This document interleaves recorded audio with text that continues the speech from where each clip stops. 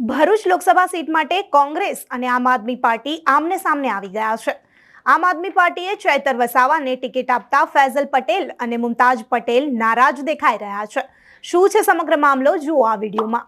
નમસ્કાર, હું છું અમરીન અને તમે જોઈ રહ્યા છો નિર્ભય ન્યૂઝ। લોકસભા ચૂંટણી પહેલા હવે ભરૂચ સીટને ગુજરાતના ઇન્ડિયા ગઠબંધનમાં પણ સામાન્ય ચૂંટણીને લઈને જોરદાર જંગ જોવા મળી રહી છે।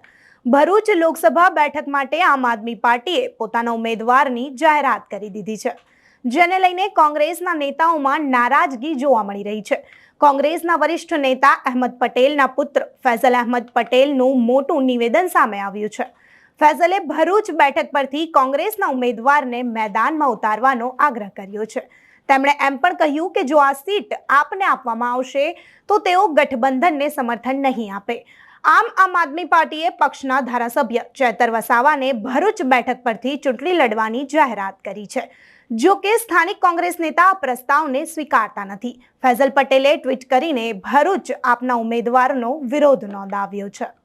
મુમતાઝ પટેલે પણ આ મુદ્દે કહ્યું છે કે હું અહેમદ પટેલની પુત્રી છું, હું ભાજપમાં જોડાઈશ નહીં, પરંતુ જો કોંગ્રેસને ભરૂચ બેઠક નહીં મળે તો મને દુઃખ થશે।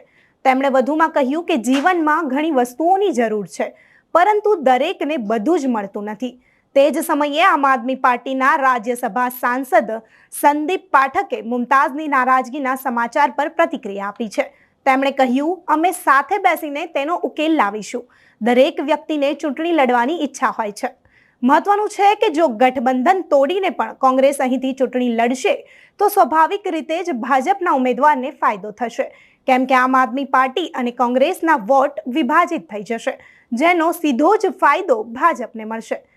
આ જ પ્રકારના વધુ વિડીયોઝ જોવા માટે જોડાયેલા રહો નિર્ભય ન્યૂઝ સાથે।